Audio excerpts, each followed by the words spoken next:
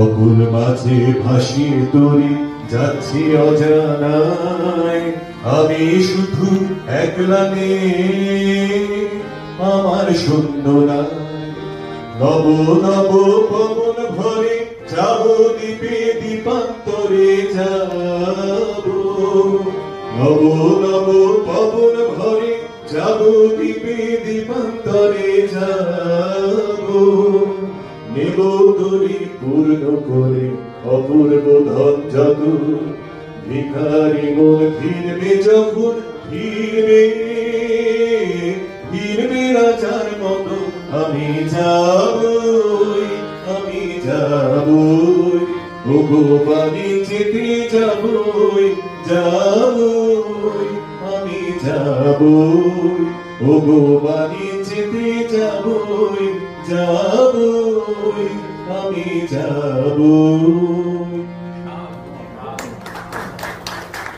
বলেছিলেন তার স্পিচে, তো সেটা এমন অদ্ভুত একটা সমাপতন হয়েছে। আজকে রাগ অনুরাগের উদ্বোধন হয়েছিল আজ থেকে 45 বছর আগে। তো যাই হোক, সেটা এরকম ছোট ছোট অনেক স্মৃতি আছে, রঘুদার সঙ্গে প্রচুর স্মৃতি আছে। তো ভাবলাম আমরা একটু ভাগ করে নিই ছোট্ট ভাবে, এবং অঞ্জন বাজাবে, অঞ্জনের অনেক স্মৃতি আছে। অঞ্জন যদিও বিলায়ত খান ঘরানার, ও কল্যাণীর ছাত্র, কল্যাণী রায়, কিন্তু আমরা ও বাজনা ভীষণ ভীষণ পছন্দ করি। আমরা তো বেশ প্রাচীন মানুষ, প্রস্তর যুগের, তো সেই জন্য অনেক মানুষের সঙ্গে আমাদের পরিচয়, পুরনো মানুষদের সঙ্গে, তো সেইগুলো একটু ভাগ করে নেওয়া সবার সঙ্গে, এইটাই। আর কস্তুরীর লেখা, বিতস্তার যে কাজ, সেগুলো এত পছন্দ করি।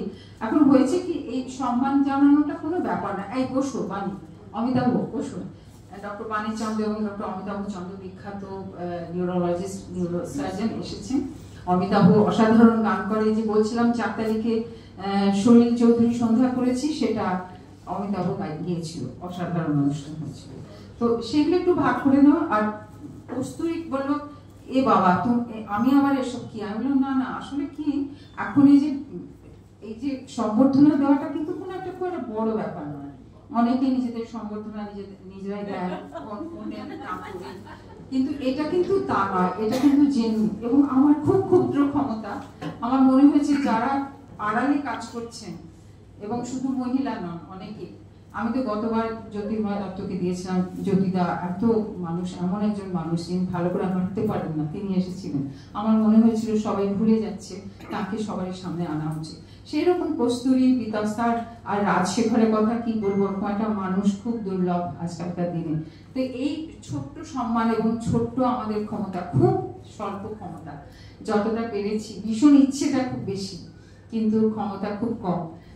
আর আমাদের বন্ধু বান্ধবরা আমাদের সাহায্য করেন, স্পন্সর করে, তো সেগুলো নিয়ে আমি চলছি। এখন কতদিন পারবো জানি না।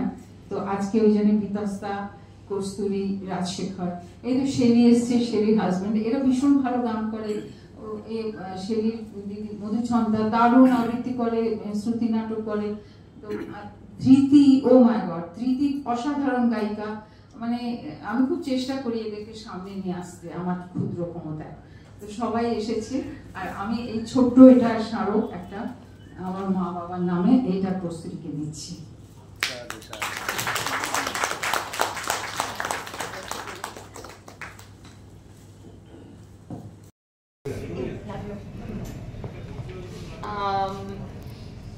কাকা,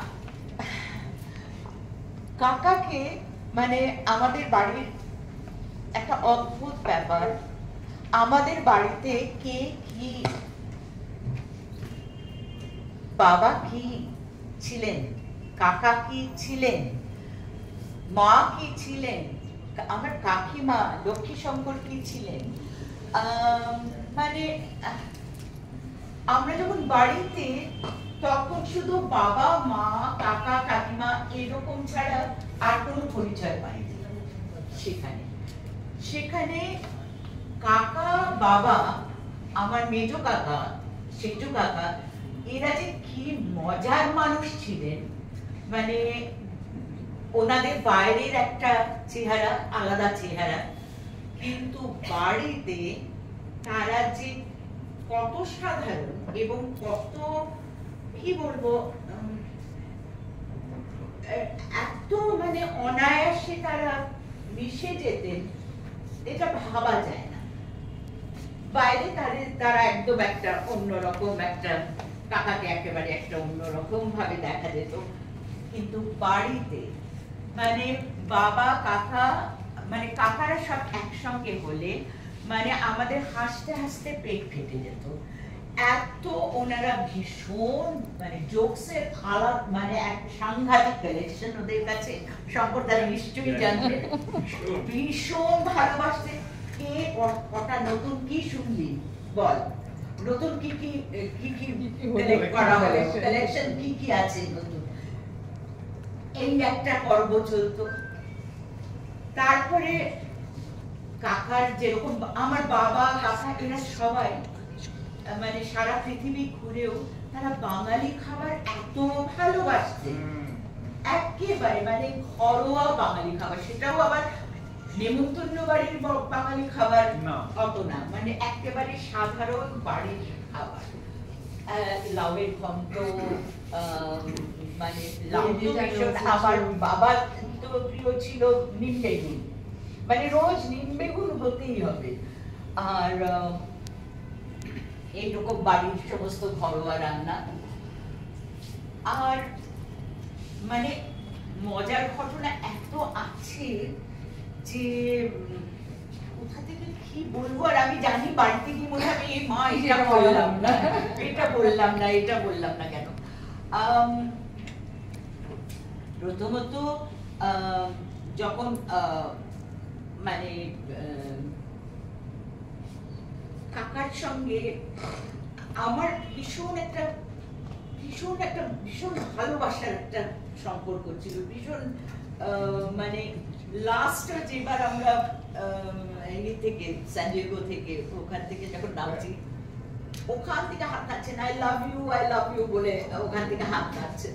তো আমরা যখনই যেতাম, কাকার এই শেষবারে যেটা বলছি, ঘটনাগুলো বলতে বলতে হয়তো মনে আসবে। লাস্ট বার যখন গেছি আমি দিল্লিতে, আমার একটা মিটিং ছিল, তো সেখান থেকে তো কাকাকে ফোন করলাম, কাকা বললেন কি করছিস, চলে আয়। ঠিক আছে আসছি।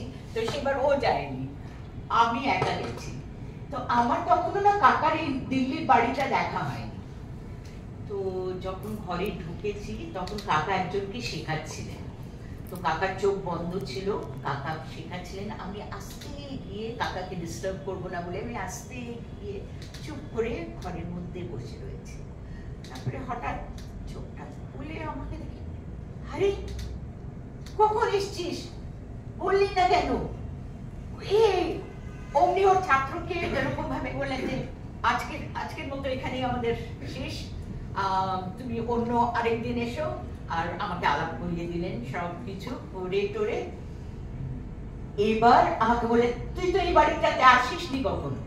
আমি বললাম না কাকা, এই বাড়িতে আসা হয়নি। তো বললেন দাঁড়া, আমি তোকে বাড়িটা ঘুরে দেখাবো। কাকার তখন কিন্তু শরীরটা খুব একটা ভালো না।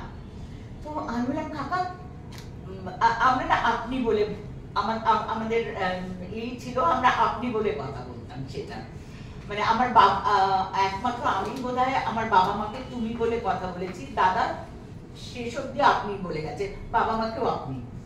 তো এবার আমি কাকে বললাম, কাকা আপনাকে যেতে হবে না, আমি কাউকে নিয়ে কেউ ঘুরিয়ে দেয়। না না না না, আমি নিজে ঘুরে দেয় বলে প্রত্যেকটা ঘর ঘুরে ঘুরে ঘুরে ঘুরে, এইটা দেয়, এইটা এই জিনিস, এইটা অমুক জায়গা থেকে অমুকে দিয়েছিল। আমি না কাকাকে, আমি ভাবছি কাকার তো খাবার দেরি হয়ে যাচ্ছে, মানে আমি দুপুরে পৌঁছেছি, খাবার দেরি হয়ে যাচ্ছে। কাকা আপনি খাবেন না? পরে খাওয়া হবে, চল তোকে দেখাই। এবার বলে প্রত্যেকটা ঘর দেখিয়ে দেখিয়ে, শুধু সেটা না, কাকার দুটো বেড়াল, সেই বেড়াল একটা বেড়ালের তার একটা পাঞ্জাবি নাম দিয়েছিলেন, নাম আমার ভুলে যাচ্ছি। তাকে না তার একটা গোপ মতো, একটু রং মতো ছিল, বলে দেখ ওর একটা গোপ মতো আছে, তো ওর একটা পাঞ্জাবি নাম দিয়েছে। তো সেই বেড়াল পর্যন্ত দেখানো হলো। এবার তারপরে তো আমরা খেতে বসেছি। খেতে বসে এবার কাকার অনেক ছাত্ররাও ছিলেন, সব বিদেশি ওরা ছিলেন, তাদের সঙ্গে সবার সঙ্গে আলাপ করিয়ে দিলেন। এবার আমরা খাচ্ছি। এবার খেয়ে এবার আমি ভাবলাম যে এবার আমি যাবো, কারণ আমার সেদিনই প্লেন ধরা ছিল। কাকা বললেন তুই গাড়ি ছেড়ে দে, গাড়ি ছেড়ে দে, আমার গাড়ি তোকে পৌঁছে দিয়ে আসবে। বললাম যে কাকা আবার কেন গাড়ি যাবে, ওদের গাড়ি আছে। না না না না, তুই গাড়ি ছেড়ে দে। এবার খাওয়া হয়ে গেল। এবার তারপরে এবার আমার প্রশ্নে আসে, তুই কি করছিস এখন, নতুন কি কি করছিস? যতবার কলকাতায় আমাদের শো হয়েছে, শো দেখতে সব সময় এসেছে, এবং কাকার মিউজিকের ওপর আমরা অনেকগুলো জিনিস করেছি, অনেকগুলো একটা মানে অনেকগুলো আইটেম আমাদের আছে যেগুলো কাকার মিউজিকের ওপরই করা, এবং সব সময় এত এনকারেজিং, এত